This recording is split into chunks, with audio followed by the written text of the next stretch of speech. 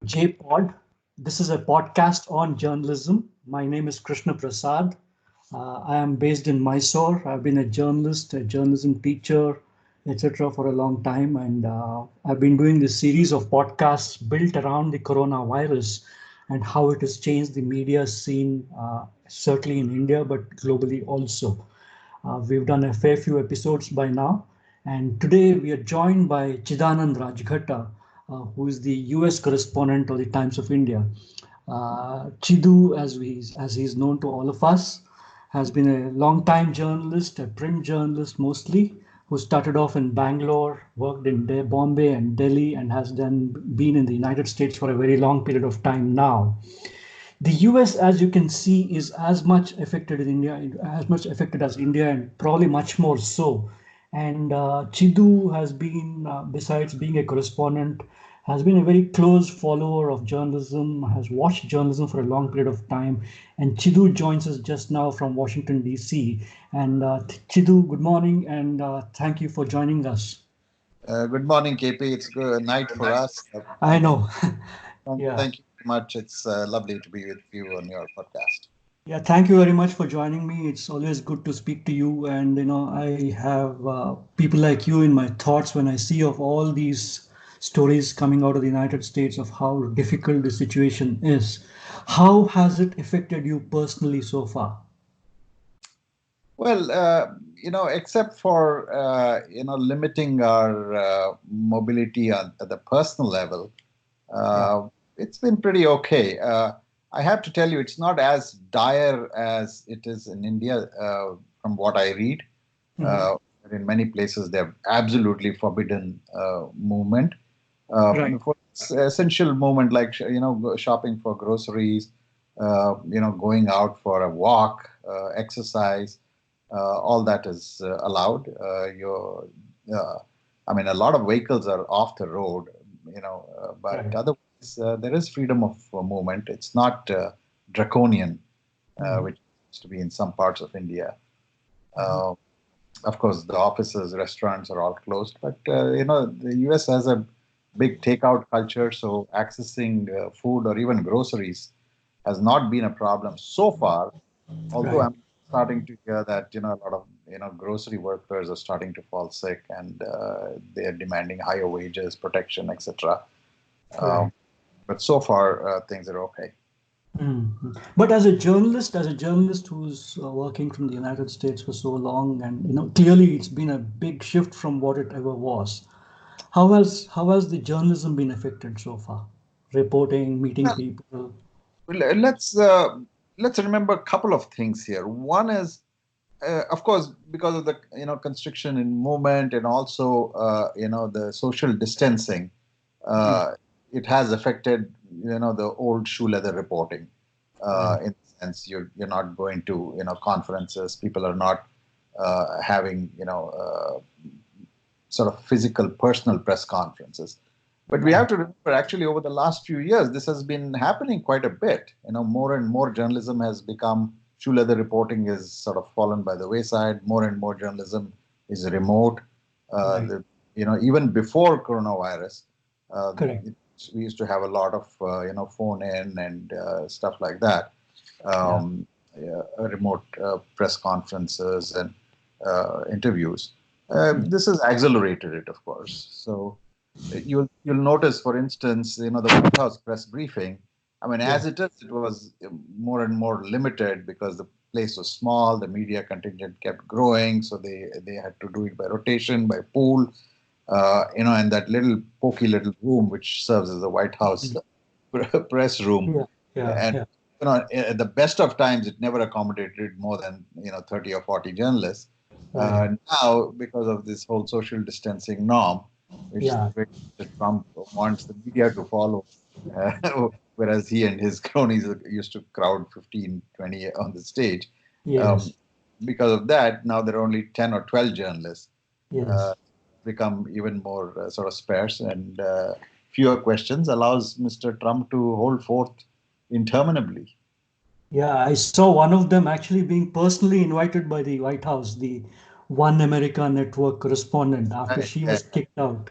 yeah, Yeah. yeah. It was a right wing, you know, Yeah. But how are our own countrymen who are working in the United States faring? As you know, I mean, journalists, how are they doing? You think I saw a story yesterday on one of the Telugu websites of a journalist of Telugu origin passing away because of coronavirus. Right. Uh, Yes. Yeah. Brahmaputra Gupta was a long-time New York journalist. yes, Uh, I can't say I knew him very well, but I did know him. We hadn't been in touch for a while. yes, But yeah, he was in. He'd been in New York for nearly 30 years. Working in sort of Indian American newspapers, and I heard from another friend, Prakash Swami, that he passed away of coronavirus yesterday. yes. So yeah, I mean, there have been quite a few Indian deaths. I mean, we are not specifically. I haven't had a chance to focus, but yesterday I heard there were at least 8 or 10 uh, Indian deaths in New York, Uh-huh. including a few cab drivers. Oh, I see. Oh, that's And sad. cab drivers are particularly vulnerable, because they sort of, carry Yeah, uh, yeah. a lot of And people of in. course, there's been the big death of India Abroad, the magazine, in its 50th anniversary. Yeah, I mean, it yeah, was on a ventilator for a long time, but the coronavirus has taken it down. absolutely. Yeah, yeah, that's an incredible loss, institutional loss. It, Yeah, long before, we got onto this internet wagon, yes, uh, India Abroad served as a wonderful, vehicle for Indian Americans, yeah, uh, and for Indians here, even visiting Indians. It was yes, an incredible resource. yes, yes. I But think every. it's been fun actually to watch the US from here because much of the expertise that we seem to lack journalistically in India on coronavirus or even on health and medicine, there Mhm. seems to be a huge quantity of it. On US television, Sanjay Gupta is on CNN. I Right, saw Rishad Desai, I think, on one other TV station. right. Hari Srinivasan at PBS doing a pretty good job of putting it all together. There seems to be a fair bit of expertise, which seems to be sadly missing here. Absolutely. I mean, I would remember at the end of the day, this country still has, the best people, the smartest people.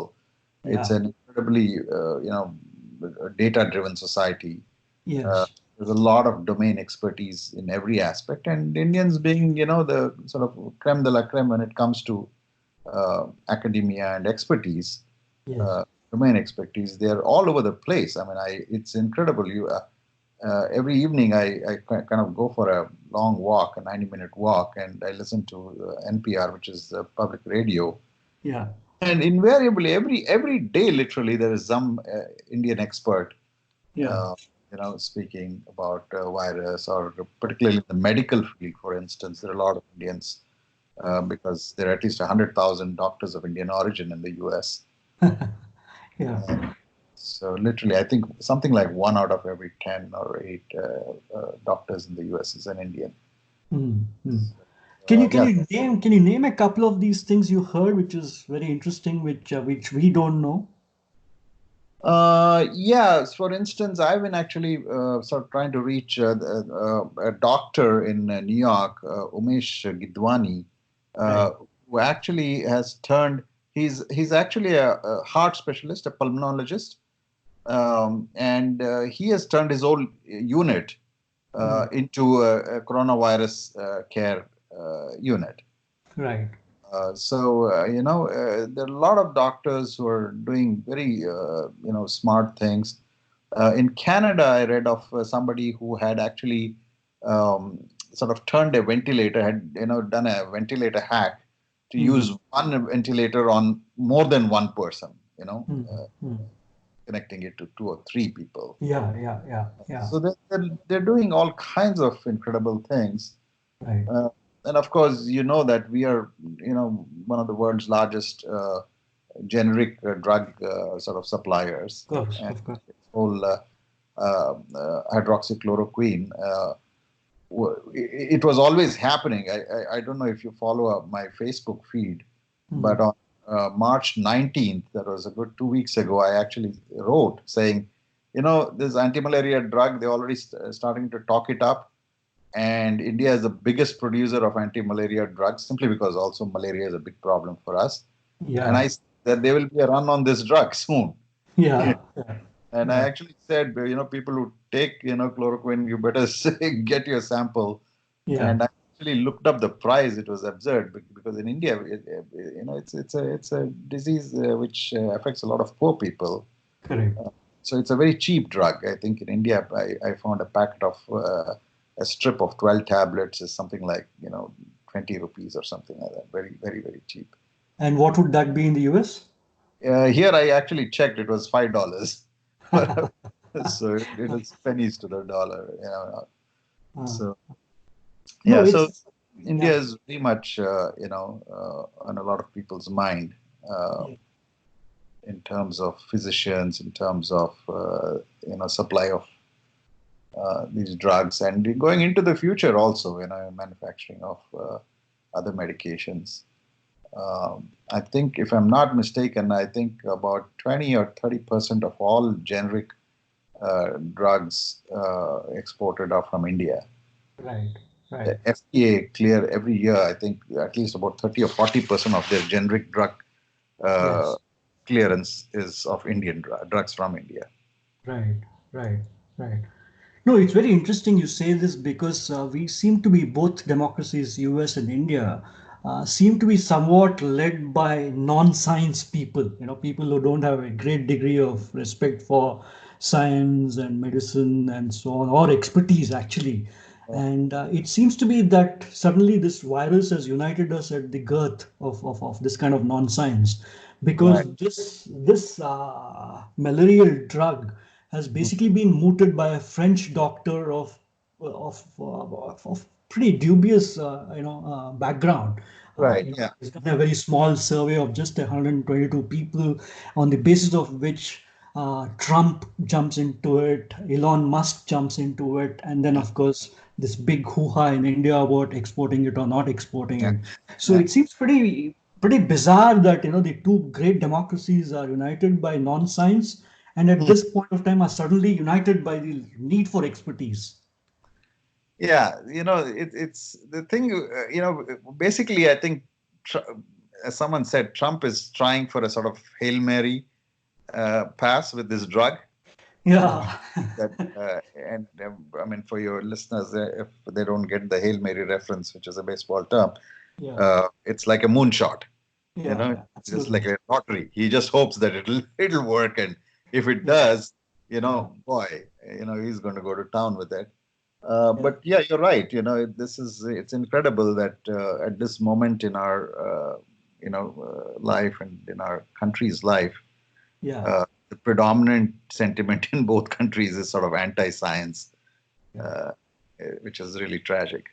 Yeah. Uh, but we should also remember that as much as the politicians and leaders may not have a scientific temperament, Yeah. we are societies which have a strong scientific base. Hmm. At the end of the day, both our countries have some fantastic science and engineering talent. Correct. Uh, that should come through. Yes. Uh, and I think a lot of these things. It's very interesting. A lot of people here are actually watching India very closely to see how we will come out of this, Yeah. Yeah. because it's incredible, to actually imagine 1.3 billion people being shut down, Yeah. and sort of uh, just amazing. Uh, Yes. Yes. I keep, to be honest with you, KP, I keep lying awake in the night thinking, I Right. mean, how are we doing this? There must be millions and millions and millions of people who have zero safety net. Zero. Absolutely. Zero. I mean, they Absolutely. don't even know. In India, you know how it is in India. Your average, your cobbler Yeah. or your street vendor doesn't even know where his next meal comes from. Absolutely. Forget Absolutely. for tomorrow or next week. Yes. So it's this lockdown is fine. Somehow, the middle class will muddle along and, Yeah. manage, rations and neighbors and people like that. But there must be millions of people Absolutely. absolutely. So it's You know, incredible, and if we come out of it well, yeah, I tell you, it'll be a miracle. And yes, to think that the poor of India have been handed a double whammy, yeah, between demonetization and this, yes, it is just a staggering, feat. yes. Uh, And if you are staying in Kashmir or in the Northeast, then it's a triple yeah, whammy, you know. yeah, it's just unbelievable. I was just thinking, on this malarial drug which Trump has noisily kind of imported from India. Hmm. Uh, I saw a story, or at least a column in the Sunday Times of India for which you work, and Hmm. your esteemed colleague Swaminathan Iyer wrote 3 weeks ago Hmm. that this coronavirus could actually result in the downfall of Donald Trump and in the coming elections, which is quite a long, moonshot in its own way to say. But Right. still, Swaminathan Iyer says that this could impact the elections and it could impact Trump negatively. Given that backdrop, how do you see India's decision to make a concession in exporting it now? Well, I think the concern, from what I could gather, let's remember, Trump's words were fairly clear when on day one. This is day before yesterday, before his sort of alleged threat of retaliation. The Yes, first thing he actually said, "Look, I phoned Mr. Modi and asked him for to release what we have ordered." So yes, obviously there was a U.S. order, right, right? So yes, there was contractual obligations, and what the U.S. had ordered, he wanted that released. It was whether he wanted more than that, we don't know. I asked, and they said no. It was just a U.S. order that had already been placed, and hmm. that India had agreed. The Yeah, second, yesterday, the whole story of retaliation was based also on a misreading of the question. The journalist who asked the question was ABC's Jonathan Karl. yes, And incidentally, at the same press conference, Trump called Karl a third-rate reporter. He's yeah, constantly fighting with all this. yeah, Now journalists are down to 12 and he fights with even them.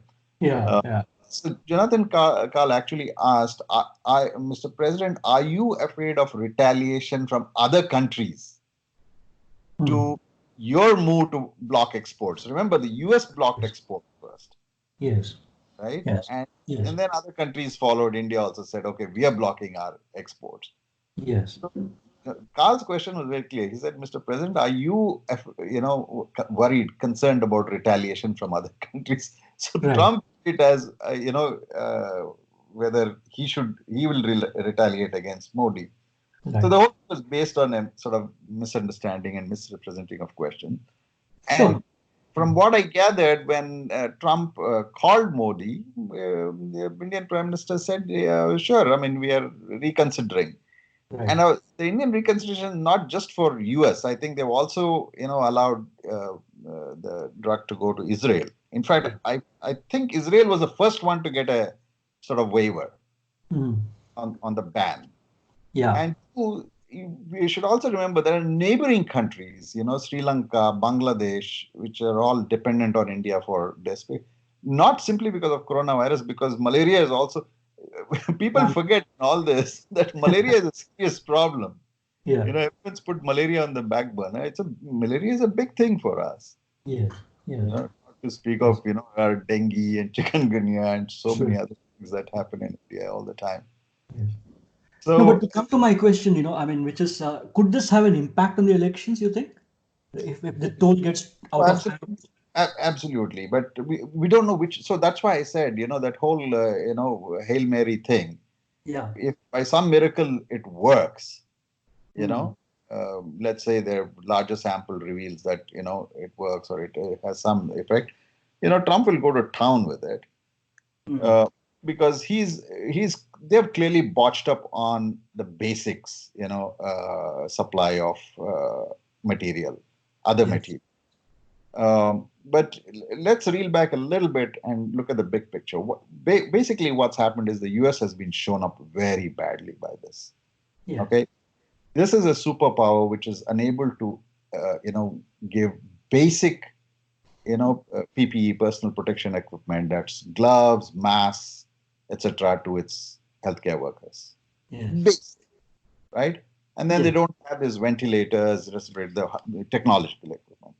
And Yes. they have suddenly realized, I mean, it's not sudden, it's everyone's known this for some time, but Yes. it's a big shock that, we don't manufacture anything. Yes. You had to go to China to buy the gloves in mass. And your Yes. worst part was you had to be nice to the Chinese to get the consignment. Yeah. Yeah. Yeah. I mean, it was just, so it's a stunning moment, right? Yes. Okay, so now everybody is, laughing at US and ridiculing US and so on. Okay. But Yes. remember, and in one program yesterday that I did, I called this the Sputnik moment. Do you remember what a Yeah. The Sputnik Yeah. moment? Absolutely. In Absolutely. 1959, Yeah. the Americans suddenly realized that the Soviets had overtaken them Yeah. in the space race. And how did they react? Yeah. In 10 years, they put a man on the moon, Yeah. left the Soviets in dust. Yeah. So to me, this seems like America's Sputnik moment, Yeah. which has its own, which now, so what does it mean for India? There are two things. Okay, Yeah. one, because of the sudden realization that, we have to, and people are already talking, and Trump has been actually, there may be 100 things, wrong with Trump, but on one issue, he's been very consistent. He's been saying ever since he became president, even before, that Yeah. America has to recapture its manufacturing mojo. Absolutely.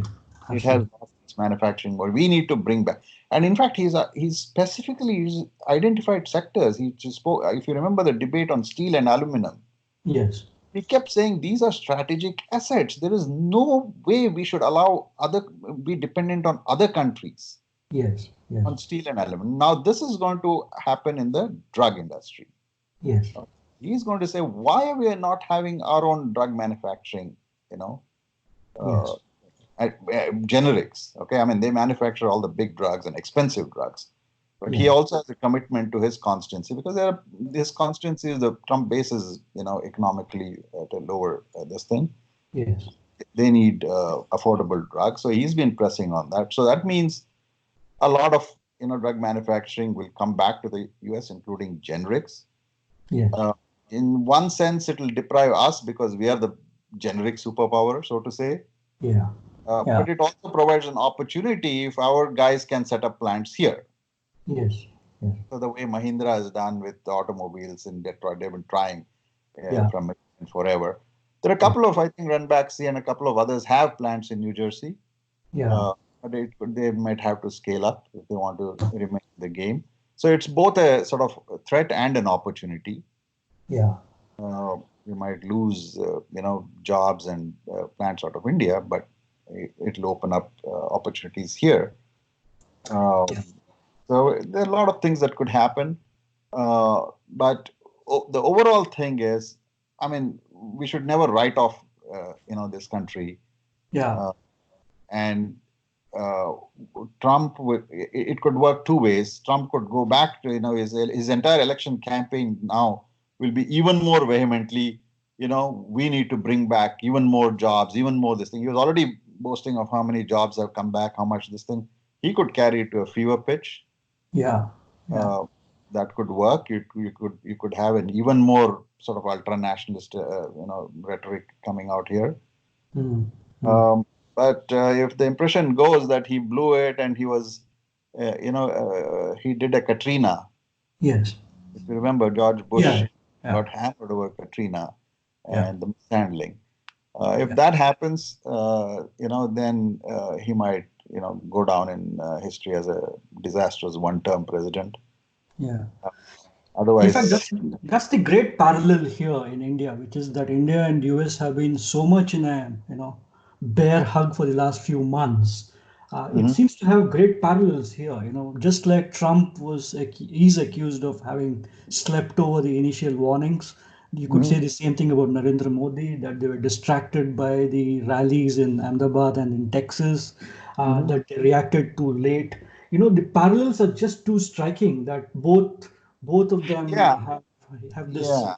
make in India thing here, America first there, and it seems to be a bit of an amazing backlash at globalization in a different way. Yeah, no. Speaking of bear hug, I have to tell you two things. One is in late December, early January, when this virus first surfaced, it Hmm. was on the margins of not just newspaper and media, but even our conscience. Hmm. So on January 27th, or 28th, I wrote an op-ed in Times of India, Yeah. and the headline was "Apocalypse Chow." Yeah. And it was about the eating habits in China. It referred to the wet markets and everything. Yeah. I Yeah. actually wrote about wet markets and all the creepy crawlies they eat. Even though the Chinese have wonderful vegetables, it's been my long complaint that the Chinese make cook their vegetables much better than we do. We just murder our vegetables, and you know you taste only masala. The vegetable is you Yeah. know angled beyond recognition. The Chinese cook, and you get excellent vegetarian food in China. Sure. And on my visits, I've always enjoyed vegetarian food, and I keep wondering why do they have to eat all this Yeah. disgusting animals. So that Yeah. that was one. I started writing about this, and I mentioned this whole coronavirus thing, and also the Chinese penchant for really sort of edgy genetic research, which Yeah. I always felt is dangerous. So Hmm. that was on January 27th, and then on February 24, 25, when Trump was in India. Yeah. On 25th, he was still in India. He was just leaving that day, and I wrote an op-ed in Times of India. And the opening line of my op-ed was, "Why are they hugging in the time of coronavirus?" Yeah. Yeah. I started the op-ed by saying, it should be Namaste in the time of coronavirus, Hmm. right? And by then, the buzz had already started that this is serious, this is dangerous. Yeah. And you won't believe it. In just before I came to India, I came on 22nd, I think. I waited till the last moment to book my ticket Yeah. because I kept thinking, that they'll cancel the trip, that Trump will cancel the trip. Right. Right. And his wife kept saying, "Why aren't you booking your ticket?" I said, "No, no, I want to wait because I don't know if this guy will go because this virus is, starting to spread." Yeah. So finally, he went to 24th, 25th, and even from there, one of his tweets was from as he was landing in Ahmedabad. Hmm. Hmm. Hmm. He tweeted saying, "Oh, this virus is no big deal" or something like that, and the stock market is doing great because I think that day it had gone up by 1,000 points or something. Yeah. Uh, The usual bragging about this thing, and so the moment and even when he came back and landed, there was another tweet about, oh, well, the virus will go away. Yeah. Yeah. And I sort of from Delhi, I went on to Bangalore, and on March 1st or 2nd, I was actually supposed to go to Gulf for 3 or 4 days before coming back to the US. And my wife called me up in absolute panic, and she said, "Forget Gulf, come back right now. Yeah. Yeah. This virus is serious. Come back right now." So I actually scrapped my Gulf leg and just flew Delhi DC nonstop, Right. uh, and came right back. And sure enough, they were starting to shut down everything. Right. Uh, uh, and I put down my bags, and my first trip was to the grocery store. Hmm. We have Hmm. 3 kids, we have to feed them, so that was Yeah. my first trip. So what I mean to say is, it's been there, but the records very clearly show that Trump did not take it seriously, Yeah. and a lot of people sort of did not. Yeah.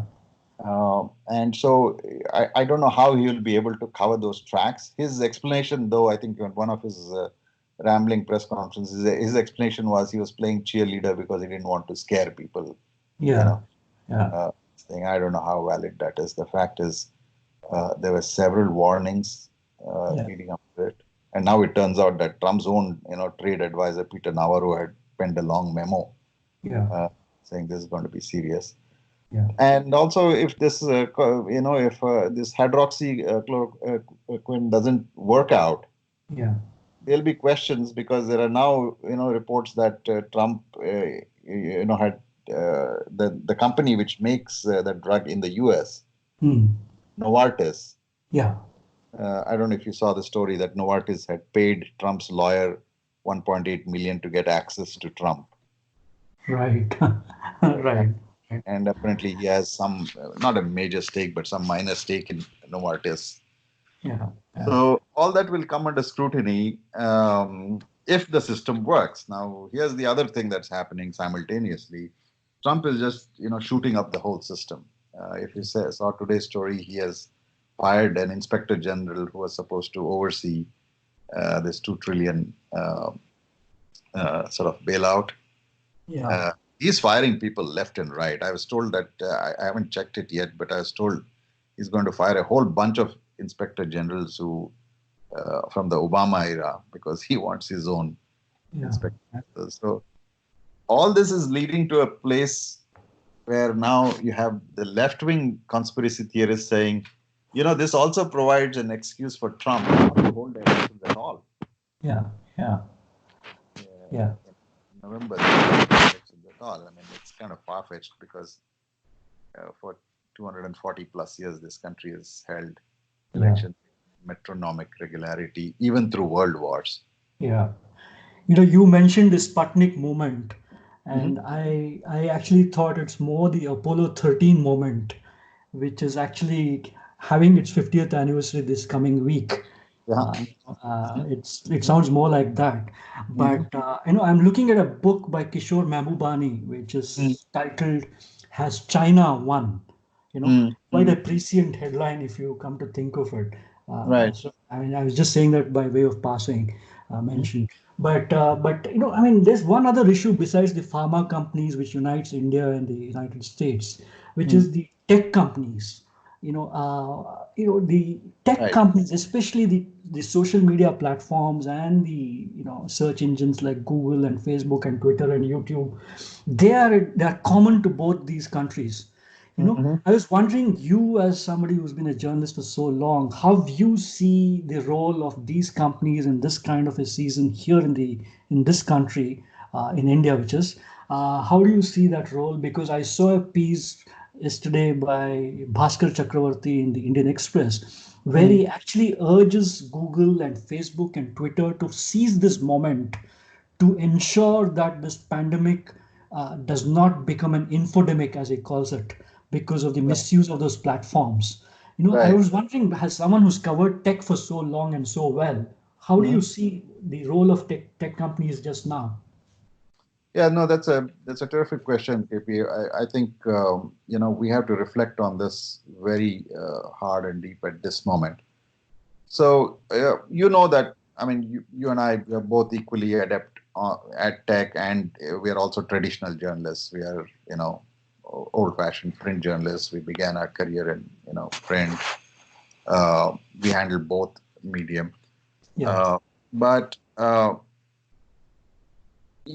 the one striking thing that this moment has should open our eyes to is how easily see it's very fashionable these days to piss on forgive my language to piss on the traditional media yeah, to constantly berate it as fake news. I mean, you go on Twitter and you have guys yeah, sitting in the wind all the time saying, it's this paper had fake news, that paper had fake news. The biggest fake news is on social media. yeah, You know, yeah, Twitter. Twitter. I'm reading a headline right now yeah, as we speak. On Twitter, almost 60% of false claims about coronavirus remain online right, without a warning label, right, right? And right, same thing on Facebook to you or WhatsApp. You get so much rubbish. yeah, It's just unbelievable. yeah, Okay. For yeah, all its faults and for all its weaknesses, you yeah, know, your print media still has filters yeah, catch a lot of dubious news and filter it out. right, right, Okay. yeah, So it's very simple. If some idiot thinks that he's reading, God's gospel truth on Twitter and Facebook, yeah, and it's much better information than what newspapers or magazines or radio put out, he is welcome to he or she is welcome to their delusion, and they're going to be sorry about it.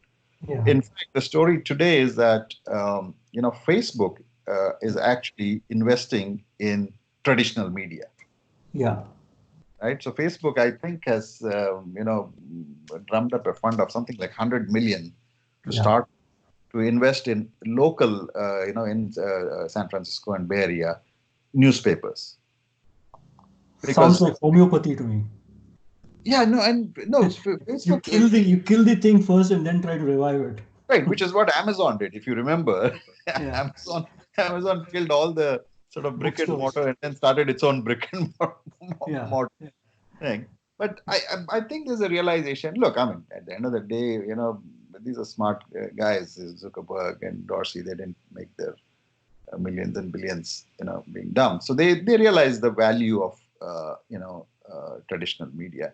And after all, what is most of the tweets and posts are on these social media is based on what? on It's print. based on what print media is publishing. Yeah, So yeah, at the end of the day, you come back to it. yeah. And much as So, I hate the idea of acres of forests being felled, and even we sort of deride it as dead tree journalism, yada yada yada. yes. I think it we need at this moment to reflect, how important it is, and to get better. It's not that print media is perfect; we make mistakes. Yes. Uh, But do you see social media platforms being misused for spreading, for example, I see in the United States the president himself using the racist label of a Chinese virus to oh yeah, start with. yeah, yeah. But do you see from there on, do you see social media platforms being used by right-wing loonies to kind of tar brush the Chinese or to sow some kind of dissent within the American communities? Absolutely, and not just vis-a-vis coronavirus. This has been happening for the last several years. Correct. This is No, not why I asked that question is simply because the whole misuse of social media platforms for political purpose was pretty rampant in India for quite some time. It, right. Mhm. it took the American election of 2016 for the social media companies to be brought to book in the U.S. Congress, U.S. Right. Senate, and so on. So I'm wondering if a similar moment could come where, because of the misuse of the platforms now for coronavirus, they could soon be hauled up for this too. Yeah, which is why I mean, in fact, both Twitter and Facebook are constantly talking about how hard they're working Mm, to weed out misinformation. mm, Uh, like Facebook, for instance, their favorite example is apparently in the early days of this, there were so many posts about, if you drink bleach, this yeah, virus will yeah, yeah. die. They're trying to, prevent that. It's very interesting. In fact, today I just learned, I didn't know about this. If you remember, there was a CNN anchor named Campbell Brown. Yes. So she is moved to Facebook. In fact, Facebook now employs a lot of, I know. journalists Yeah. from the traditional media. So they realize that you're now more than a social, just a social media. You're actually a mainstream media, Yeah. and with that comes responsibility. You just can't allow people to post any old rubbish. This is a huge problem on Twitter. You Mm. know, I am a very reluctant and occasional Twitter user because me it's like stepping into a sewage pit. Yeah. Because Yeah. basically, any idiot with an anonymous handle can come there and piss on you. Yeah. Yeah. You know. Yeah. Yeah. Uh, Yeah. So yeah, no, this is an important moment for the media, and Yeah. I think we'll discover at the end of it that for all the romancing of social media, you Mm. still have to depend on traditional media for authentic information, which is Yeah. reasonably well filtered. If it's not perfect, we need to improve. Mm. As we wind down in this conversation, I just want to draw your attention to what's happening to print media here in India, which is job losses, salary Right. cuts, Yeah. all kinds of things have already started to happen. Yeah. And, there's no logical reason for many of these things to happen, but I think publishers have chosen this opportunity to strike. Mm. And I see again from the US huge job losses. I see nearly a crore of people in just 2 weeks having lost jobs or having filed for unemployment claims, etc. But seeing what's happened to print media in terms of jobs, salaries, offices, and so on, do you see a similar parallel for print media in the US, which has already gone through a lot of crap in the last decade or so? Oh yeah, yeah. The U.S. This has been happening for a long time, Hmm. really time. Actually, No, again, this could this expedite now, furthermore? uh, no, actually, funnily enough, I think this actually gives pause. And like I said, the Facebook decision to put in 100 million into traditional print media is a good indicator. Hmm. Uh, that some people are actually thinking that, look, we need to keep these institutions alive. Yeah. Uh, I mean, Trump can rave and rant all he wants about Washington Post and New York Times, but Yeah. if you really look at their coverage, I mean, take the politics aside, their scientific coverage, Yeah. you know, has been immense. It's been incredible. The amount of data they have, sort of marshaled, and and a lot of social media feeds of that. Yeah. So Yeah. I'm seeing the opposite to this thing. The death of print in this country goes back to Yeah. 20 years, right? Yeah. Yeah. Uh, in fact, I my favorite joke is I stopped buying the print edition of Washington Post because one day I was sitting by the window, and there was 20 inches of snow outside, and the paper was lying 30 yards away. Who will go outside in minus 20 degrees Yeah. in your pajamas to pick up? I said, then I realized, why am I buying the print edition? It's online. Yeah. Yeah. Uh, but you know what? Now I'm passionate. I will go down in 20 inches of snow to pick up the newspaper because I Yeah. want it to survive. A lot of people in the US are starting to realize that, and it's such a happy news that Facebook itself uh, Hmm. believes in that. Whereas in India, I don't think we still have that realization. I think there are still a lot of people who are enchanted by social media and what we call as WhatsApp University, all Yeah. the rubbish coming out of. And WhatsApp itself has realized. I believe today they someone told me that they're trying to limit even the five forwards that they had limited it They to. have done so. They have done so already. Okay. Yeah. So you can see that Yeah. the medium itself Yeah. is starting to control and manage this No, misinformation. but many of the moves that these companies make, I'm sorry to say, they just sound like they're trying to avoid liability. I mean, for the life of That's me, I can I no, that's can't I can't really think that Facebook wants to save journalism because I mean if you know what they do, I mean I think they're just trying to buy the silence of mainstream media companies by seemingly investing. I mean, what is $100 million?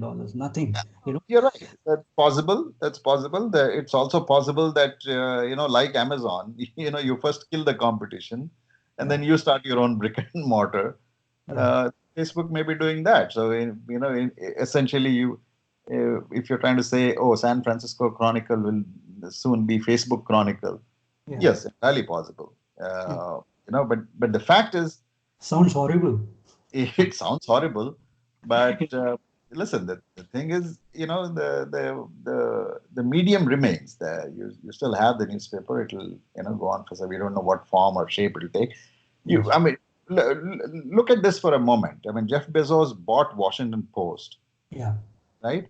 Yeah. And from the time he has bought it, it has actually become a more vibrant paper. Correct. You can see that their coverage, this thing is excellent. And Yeah. as best as I can see, Bezos himself does not interfere day-to-day operations, Yeah. uh, or even actually, uh, the Post has done stories which have not entirely been charitable to Amazon. I know. Yeah. So Yeah. it's we'll see. I mean, I'd like to keep an open mind about this. Yeah, I'm deeply skeptical of Facebook and Yeah. this tech giants, but Obviously, journalism will stay. I mean, whether we do it online, offline, whether we right, do it on a phone or right, in a podcast, I think good journalism will survive. that will There's no survive. doubt about that. Yeah, and it'll evolve too. Hmm. The only thing is, we have to. I mean, you're in a better position to speak on this. You've been teaching, and this you have had a lot more time to reflect. I'm in the kind of thick of it, Yeah. but a lot of this social media, and there is an instancy. There is an instancy and urgency. Yeah. Whereas at the end of the day, a newspaper or a magazine, it's more deliberative. You Yeah. still have time till next morning. You're not putting it on air immediately, like television or Twitter. Yeah. So I feel there is a little more filtering that happens, Yeah. um, and there's no particular reason why they all shouldn't coexist. Yeah, and which is what they've been doing. If you look, I mean, NDTV and Times of India and all these guys, have fairly strong internet online operations. absolutely. They are trying to get into that space too and not cede it only to pure tech companies. And then the pure news websites like Rediff and so on, try to move into print, didn't succeed. So there's been all kinds of churn happening. Of course, of course, of course. Eventually, I hope everything survives. I only hope there are more jobs for all of us and our succeeding generations.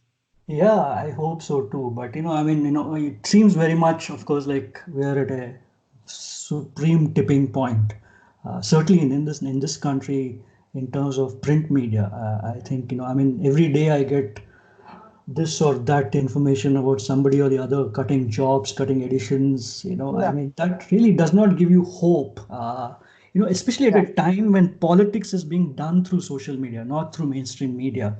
And that has a very big difference, I think, here, where when you see millions of people standing out and clapping or clanging their thalis. I mean, you really start wondering, that yeah, despite what we think of our profession and what it should do and what these filters ought to do and what this deliberative process will achieve, the yeah, truth is on the ground, because of the size of the country, because of the illiteracy in the country, because of so many factors.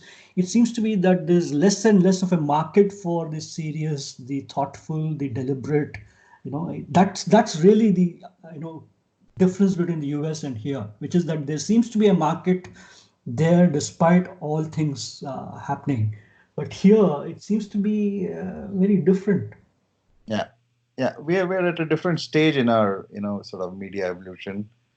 Yeah. So we can only hope that there are enough people with sort of nerve and sinew. Yeah, so now one last question, Chidu. It's been wonderful talking to you so far, but you have young children. What do you think this has done to them? What are the philosophical thoughts floating in your own little head about the future? When you look at your children and look at what's happening.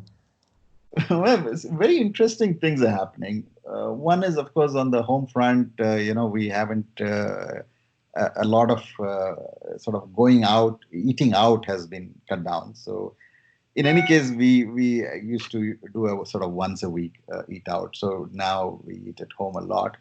We Mhm. also tried to get the kids interested in growing food at home. So my wife planted a little vegetable garden, and I keep joking to Yeah, them that we have to, from now on, we'll be eating only from what we get, what we grow. yeah, yeah. uh, and they're very intrigued by that. My son Mm. asked whether we can grow cheese and stuff. Yeah. Yeah, So I said, no, we'll just be eating green grass, green yeah, grass stuff. That's one. And because this is a country of excess. yeah, Fact is, Americans are spoiled for choice. yeah, yeah. And a lot of people are starting to realize that, life can be much more simple. Mm, mm, mm. And other interesting thing is on the education front. Yeah, A lot of now classes in school. My kids now they have everyday class, on Zoom. yeah, yeah, yeah. All the county schools have sort of gravitated to, Zoom. That's right. That's right. A lot of people. See, this is going to bring about immense sort of sociological and behavioral change. Correct. And Correct. I'd like to wind down with one example, KP, of what happened Mm. uh, back in I think 1930s. Yeah, There was a big fire in a school in Massachusetts, right. and a lot of children died. This was long before our Venus Circus and Kumbakonam and Mandi Dabwali, all our horrible fires we have had. Yes. So in 1930, I think it was 34, 35, when the Yeah, school fire happened, the Americans the Congress passed a law which had a very yeah, simple outcome for yeah. all schools, and they expanded it to all public buildings. Right. That all the doors in Yeah. public buildings in America would swing outward. Right. Right. Right. Simple. It's the Yeah. simplest thing. Yeah. Right? Yeah. I mean, Right. it changed God knows how many million lives were, thousands of lives were changed by that, you know, Absolutely. saved by Absolutely. that. So Yeah. things like that will happen, whether it is with, distance education or keeping a distance, you Yeah. know, because see, we are a very crowded society. We are, our spaces are very tight. Yeah. Yeah. Even in bank, my Yeah. Yeah. you know, haunt Yeah. when I come to India. The Yeah. poor clerk, there'll be a line saying, a notice saying to take a token and wait for your turn, Yeah. but there'll be 20 people piling onto one clerk. Absolutely. Absolutely. Uh, Absolutely. a lot of Yeah. those behavioral aspects will change. I think education will be big changes. Yeah. Worried for the hospitality industry, restaurants and airlines. Yeah. Yeah. The entire airline principle, the budget airline principle, was premised on packing as many people into an airplane as possible. Hmm. Hmm. Now, if there are new this thing saying that you have to keep X amount of space, Yeah. uh, Yeah. like the White House press room, a lot of airlines will, airlines might never recover from this. Yeah. I know. Go I ahead, know. No. airlines Yeah. are doomed. Yeah. So one last question, besides everything else, you're also a very good Kannadiga, and I was wondering, what are the three things you will like to tell Kannada journalists, or even English, non-Kannada journalists anyway, but certainly Kannada journalists. What are the three things you will try to tell them, especially television journalists, but let's also include print journalists. What are the three things you think they should be doing going forward after having lived through a moment like this? The first thing I want to tell Kannada television journalists is stop wearing tie. Yeah. ಕನ್ನಡದಲ್ಲಿ ಹೇಳಿ sir ಕನ್ನಡದಲ್ಲಿ ಹೇಳಿ ಪರವಾಗಿಲ್ಲ. tie ಹಾಕೊಂಡ್ಬೇಡಿ Swami. My favorite joke. I, it really baffles me why our anchors and our, television people, Yeah, uh, newscasters, yeah, the men wear ties, yeah, yeah, suit. It's bewildering. And incidentally, so that's the other thing I wanted to write about. I haven't had time. mm, Not only is the tie one of the most, outdated, outmoded foreign things that yeah, is handed over to us. yeah, It's so foreign that we had to invent a term for the yeah, tie. You know yeah. what in Hindi you call a tie, or ಇಲ್ಲ even in what's a ಇಲ್ಲ Kannada for tie? ಕಮರ್ ಬಂದ್ something. Something in Hindi, I believe, kantalangot. Yeah, So well, I'm looking at Mr. Trump in the White House, press briefing on a Sunday evening, yeah, wearing his usual, 4 feet long tie, you yeah, know, going down below his belly button. And I'm thinking to myself, you know mm, what, for a germaphobe and mm, for the amount he talks, how yeah, many germs could be on his tie? yeah, yeah, yeah, It's just yeah. ridiculous.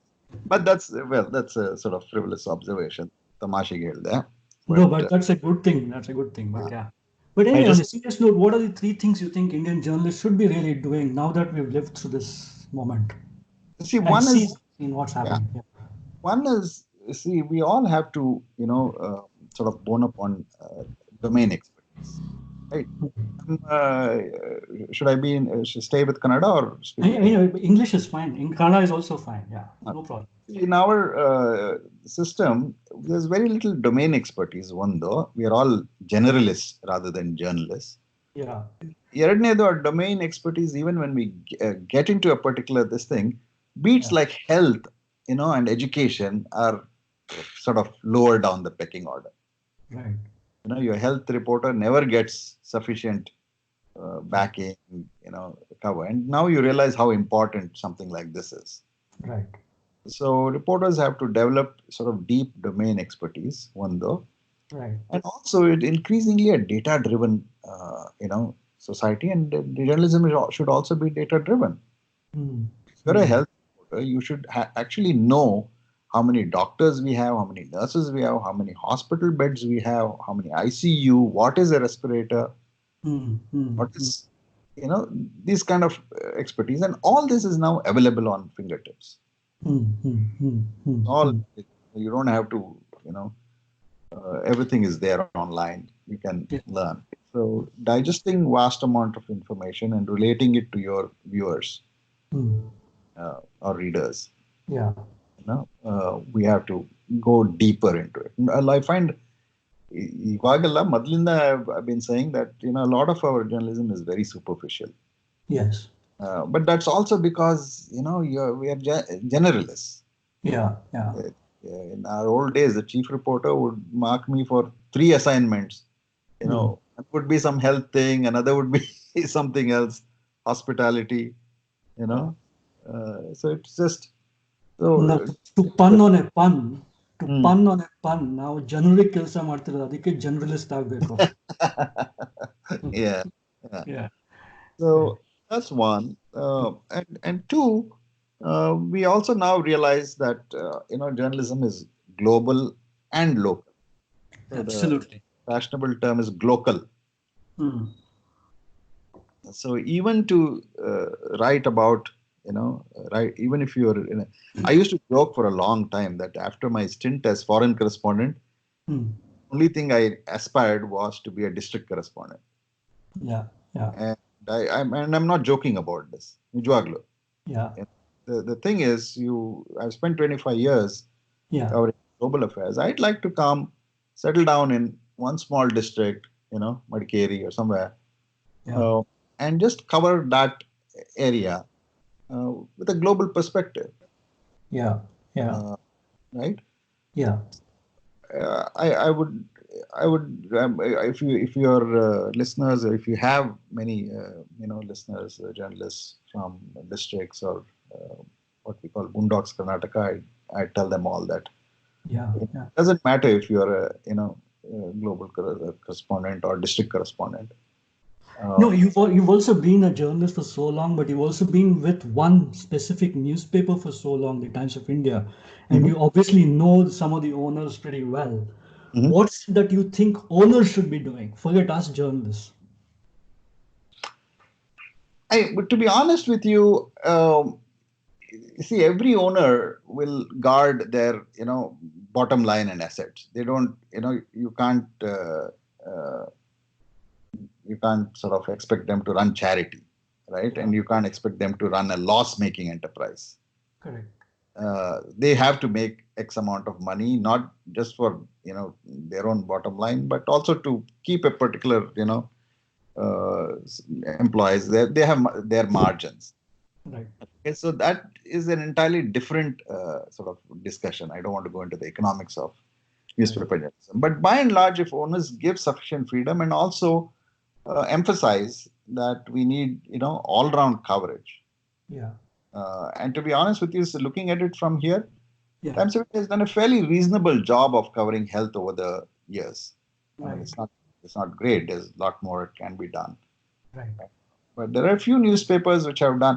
Like I always used to say, when I used to come and visit Bangalore, I used to read buy Hindu in Bangalore just to read their agriculture news.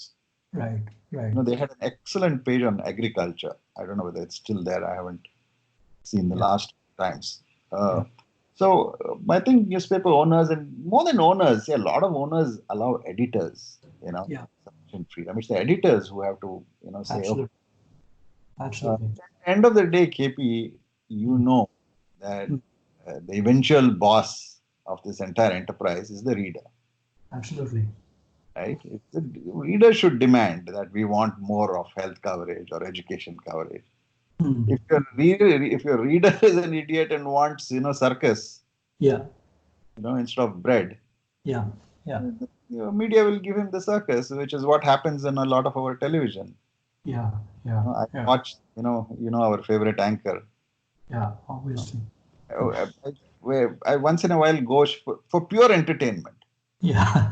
Yeah. 5 ನಿಮಿಷ ಅಷ್ಟೇ. I don't have Yeah. more, bandwidth.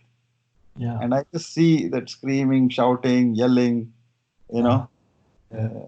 an anchor who says, shut up to his guest. Yeah. I Yeah. just laugh Yeah. and say, we live in strange times, apart.